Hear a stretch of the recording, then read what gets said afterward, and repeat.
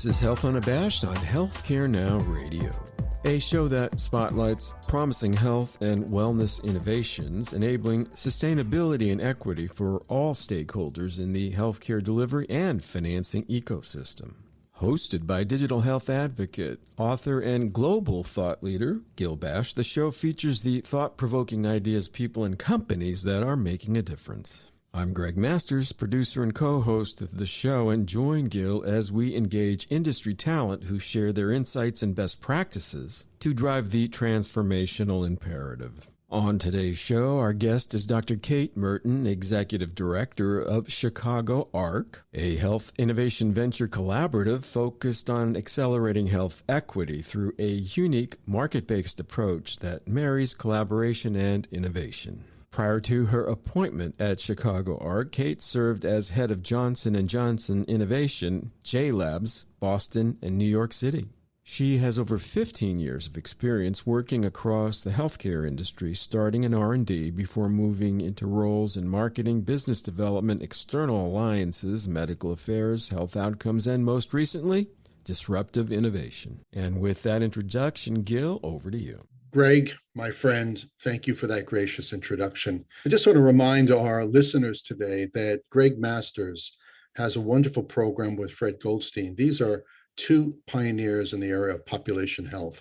And population health really underscores the science, the diligence to understand what are the underlying challenges we face to create a healthier system. If that's of interest to you, and it should be of interest to all of Health Unabashed listeners, tune in also to Gregg Masters' program, Pop Health Week. It is exceptional. And Gregg and I are welcoming another exceptional voice, a change agent for better health in the world. And it's a pleasure to have with us Dr. Kate Merton. And Dr. Merton has an exceptional background, an unusual background, a global background. I just want to share it with all our listeners today because I think you'll be as impressed as I am to hear a little bit about Dr. Merton Kate's journey to Chicago. And we're talking about her work, her leadership today with Chicago ARC.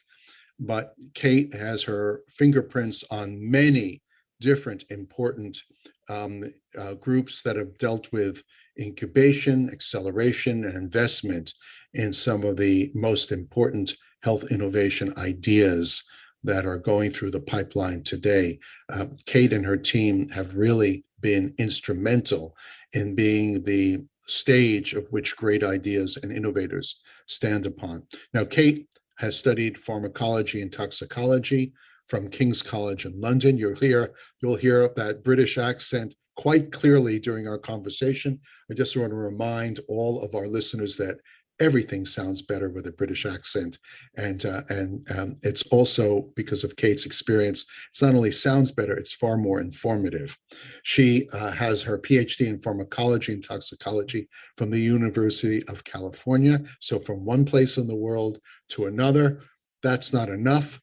Of course, Kate also did an MBA at one of the great schools, Duke University, the Fuqua School of Business Studies. So we have a person who really covers the full gamut of science and economics, who is well suited for the position she holds today as head of Chicago ARC, which is a very key and different model of incubation and investment in the future of a healthier planet. Now, she also has great credentials beyond the academic credentials in the field that she is in today. First of all, she joined Chicago ARC having been head of really Anthem's digital incubator. Great experience, obviously Anthem being one of the great institutions in health.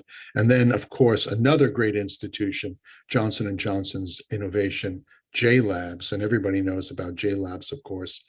She had a major role there.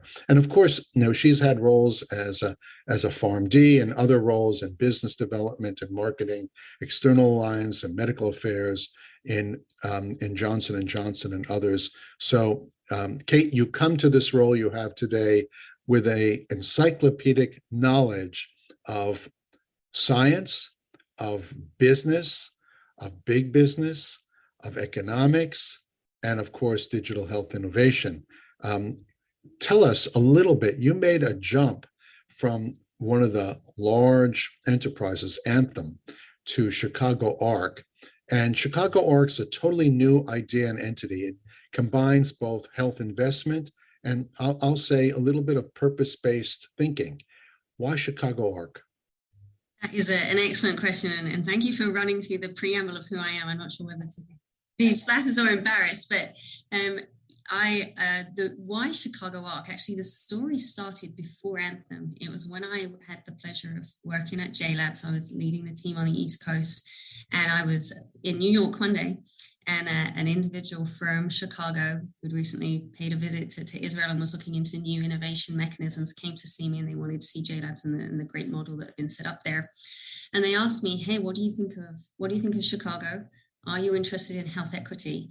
And if we could make you queen for a day, how might you do it different in the great city of Chicago, understanding that the health equity needs that there at the moment?" And 4 years ago, I was like, well, that's a nice question. And I gave my grand idea of, well, if you're in Chicago and you're in the Midwest and you've got access to all these other things that play into healthcare, I do this, this, and this. And I worked in Boston and the Bay, so it was almost like giving me my blank slate that I could recreate. And so the person that is now my business partner nodded at me and listened and said that was great, and we kept talking. And 4 years later, they actually invited me to join Chicago Arc and lead it as the executive director, because that opportunity truly is there. There's health equity needs, and they are very open to a new and novel model that means that we can sustainably help people with their healthcare, and not just sort of the healthcare right this second when you go see to a doctor, but our model is actually giving money back to the community so that you can take care of the food, where you're educated, where you live, and various other things. So why Chicago is because 4 years ago, someone gave me the opportunity, and I was very, very grateful to grasp that and move my work life here.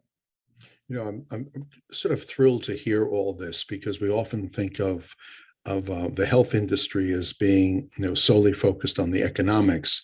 And in the words you just shared with us, you talked about how economics really are there for the people. And I remember not a company you were part of, but the famed George Merck once said that medicine is for the people. Focus on the people and the profits will follow. It sounds a little bit that you and Chicago Arc are embracing that thinking process. I'm just curious, you talked about health equity, and you obviously imply that you're seeking to tackle social determinants of health.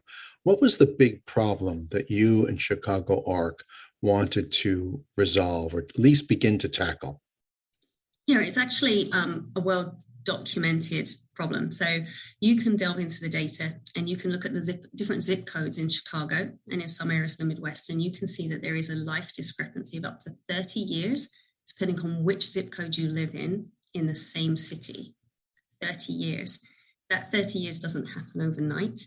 That 30 years is a product of the experiences that people literally have from birth forward, that mean that some could have an expectation just to live into their 60s and some into the 90s. So when you say what is the problem, there's many problems or opportunities depending upon the attitude that you want to take towards it. But if I had to hang my hat on one thing, it's when I look at that map of Chicago, and I see that the things that build into those differences, and the heat map of the difference in life expectancy, that's the thing that we're working on. That is the thing that when I get up every morning, I'm just like, that's what I want to work on. And I want to see differences in that in the next 10 years.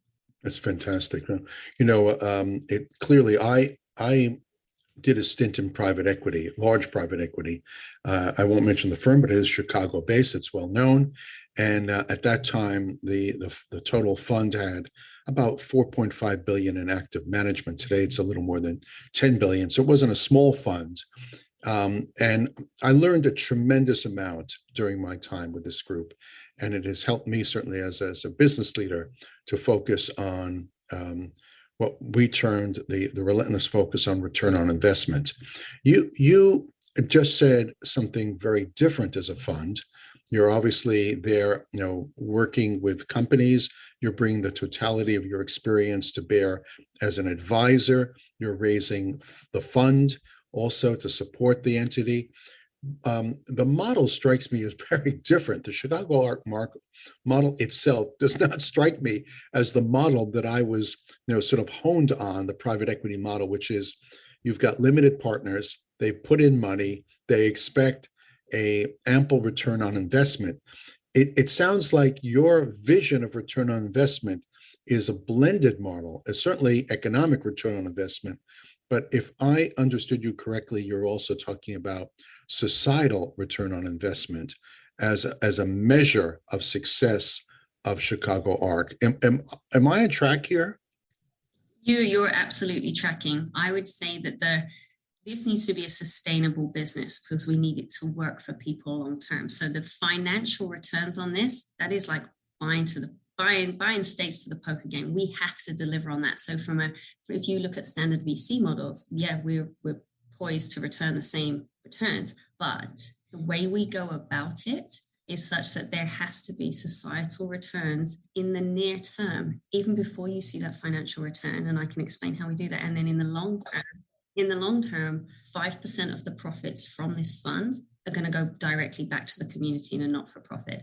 We truly believe, and this isn't just sort of a fuzzy warm thing, we truly believe that you can do well, right, financially, but by doing good at the same time. It just takes a new way of doing it and a little bit more thinking. But yeah, happy to go in actually the mechanism of how we do it and how we like to deliver society. I'd love to. Okay. I think that right now I was just interviewed by a digital magazine called ESG Clarity. ESG standing for Environment, Social Governance. And there's a whole debate right now. I don't want to go into the debate. This is our time to talk about you and Chicago Arc, but there's a debate on the value of ESG. And I've just heard you say, hey, we're a fund, we raise money, we deploy money, we expect a return on investment for the people who invested in the fund. And also there's a profit sharing metric for the communities which we serve of 5%. So there's a sense of return on investment as a business model, but we're also going to tackle some social problems immediately. You mentioned immediately, like no, short-term, long-term return on investment, short-term return on investment for society. I would love to hear about the S part of the ESG right now. Super happy to do it. So in a standard VC fund, investments are made by very well-informed individuals. And then those companies go on, they look to sort of prosper and then returns. How we are doing it is instead of looking at the tech first and then hoping that they find a place to get returns, we're actually spending a significant amount of time, nearly all my time at the moment, talking to health systems, communities, and other corporates that work in healthcare. And we say specifically from a health equity perspective, so specifically from a health inequality perspective, when we're largely looking at the Medicaid market, what are the things that are keeping you awake at night? What are the cases that you're seeing walking into the ED and then the subsequent knock-on things that those patients need that you can't manage or serve to them? Those are the problems that we want to hear about, and those are the areas in which we want to invest for technology and solutions. I want to make it like super clear that yes, we are raising the money, but we would not dream of investing in any technology until we have been told by the health system and most importantly by the communities that they serve, that will work for me, or I would really like to see if that will work for me. The idea being is that we're lucky enough to work with those groups that give us the shopping list of where the fund should be spent. So we have got a prioritized list of areas in maternal and child health, chronic disease management, cancer diagnosis, all of the areas where we know when it comes to that heat map of the difference in life expectancy, these are the things that you need to be tackling right now to make a difference. And so we're talking to the community, asking the health systems and other corporates to get their ideas. We're then going and looking for companies to invest in, but we go one step further. We take those companies back to the health systems that we've already spoken to and say, you told us you needed this. They're ready to work with you. We're ready to invest in them, and the community are ready to experience them. And we are looking to plug them in and let them get going. So it's not just that long-term waiting for that 5% to come back because maybe our investments did well. The actual investments themselves are going to start working on day one with the health systems in the communities. And then one step further than that, we're taking sort of mine and other individuals within our organization, their experience to work hand in hand with the startups. I've seen countless times that it's not just about investing in a startup and sending it on its way. It's about giving that startup who might be coming from outside of the US and culturally needs to adapt slightly. It's about giving them daily support to make sure that they can get through the hospital infrastructure, they can work through that. We're truly trying to set it up as a model where everybody is interconnected, We make sure we listen intently at the beginning and we support all the way through, because we want to get that 5% back into the community and enable them to continue to work with themselves. And if you're just tuning in, you're listening to Health Unabashed on Healthcare Now Radio. Our guest is Dr. Kate Merton, Executive Director of Chicago ARC, a health innovation venture collaborative focused on accelerating health equity through a unique market-based approach that marries collaboration and innovation. I love what you're saying, because I don't think we lack in our sector or in the world innovation, invention, innovation. I think we lack imagination of how it's going to play out or work culturally within an environment, within a system.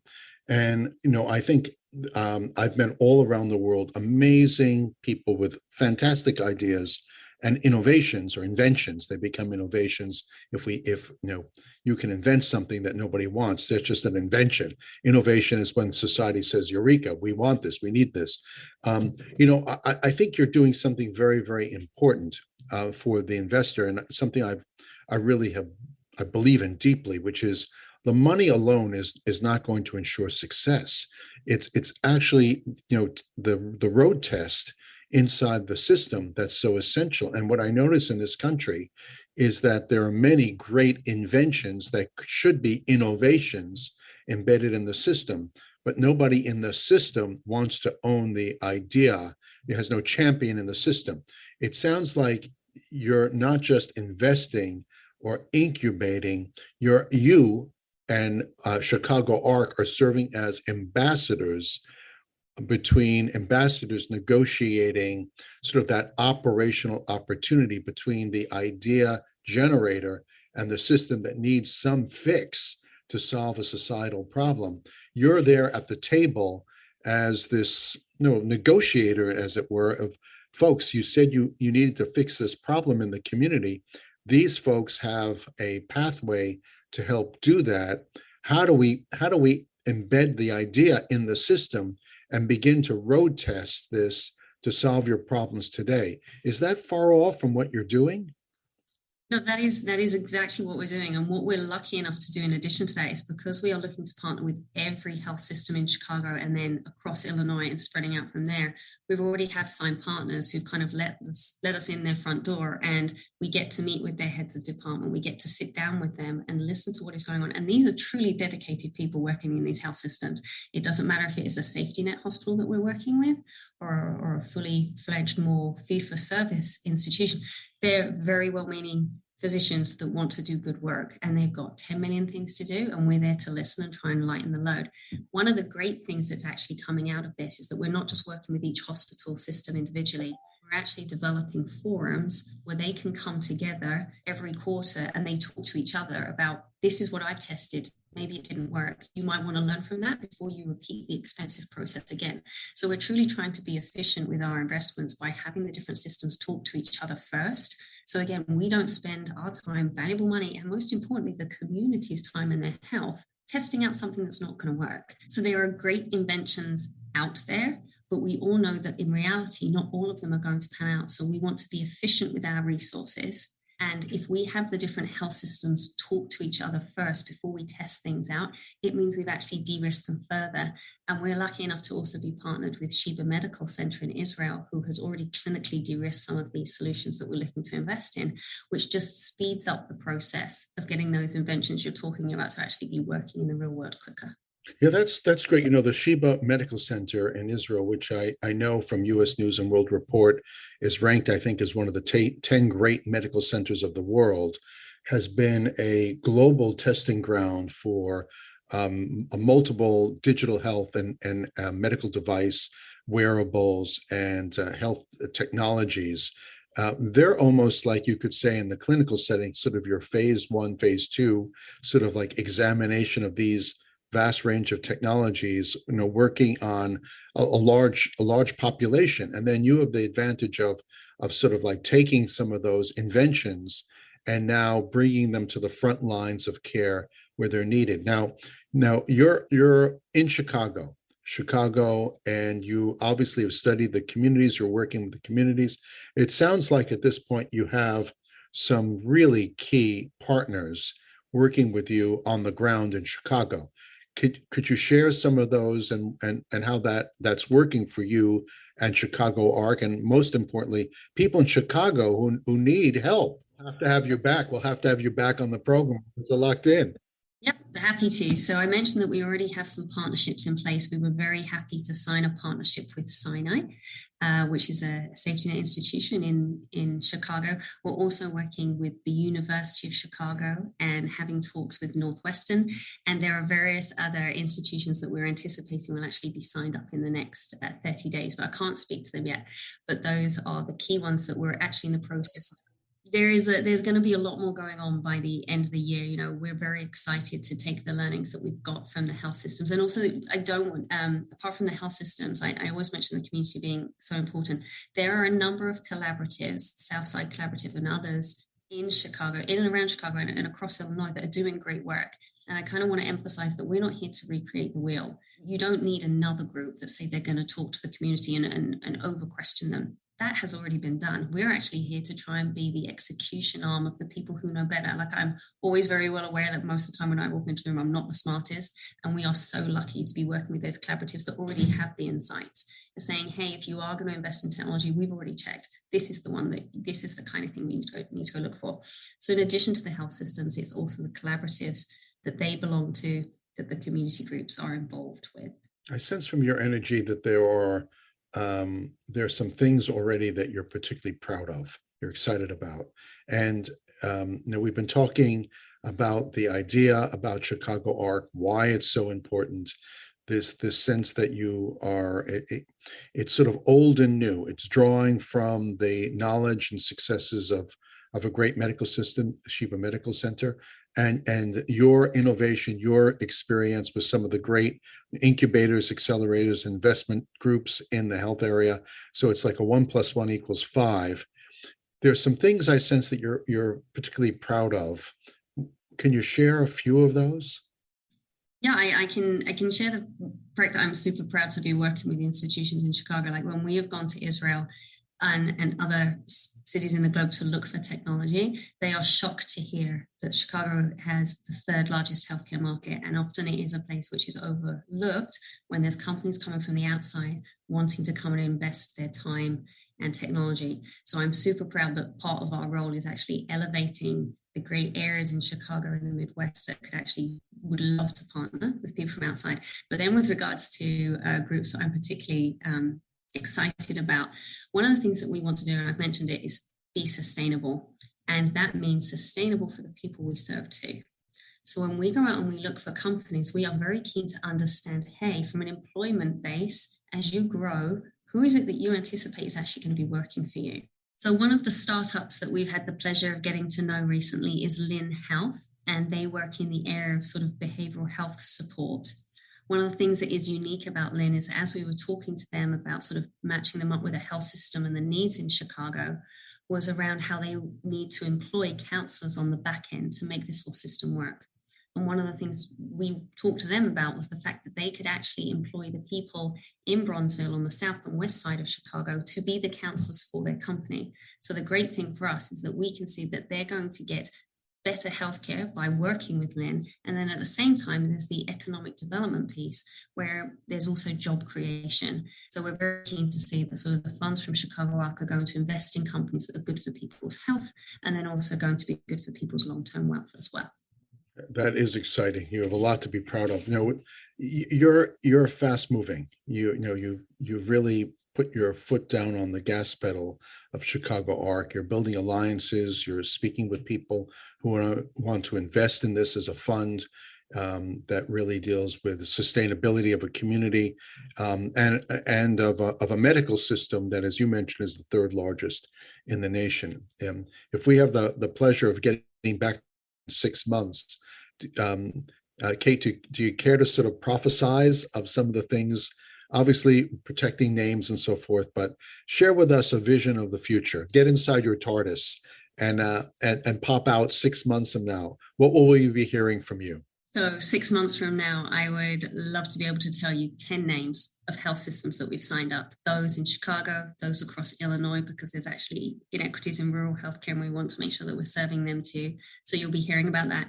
You'll be hearing about the first close of the fund. You'll be hearing about the first investments in some of the companies that we're bringing in. And perhaps most importantly, you're going to hear about those 10 systems coming together and talking about things that they can do together to be efficient.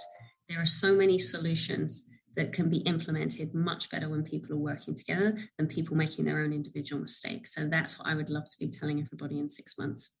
I am going to be looking forward to that conversation in 6 months. And also, I have to say that I would hope that most funds that are in our area would recognize that these monies are raised today by often both companies and academic institutions, endowment funds, that recognize that they have a societal responsibility. Dr. Kate Merton, I want to thank you for being on the program today. I want to thank Gregg, as always, for being the steady hand on the tiller of the show as executive producer and co-host. I think there's a lot for us to unpack from today's conversation. An incubator, an accelerator, an equity group with a heart and a conscience that understands its responsibility to community, that understands the potential impact that it can have on many zip codes that have diverse needs, that has taken your expertise, that has taken the foundational understanding of an institution that has inspired you to jump off to Chicago and Chicago Arc. I wish you continued great success. On the behalf of Health UnaBASHed and Healthcare Radio Now, I want to thank all our listeners for tuning in. Thank you.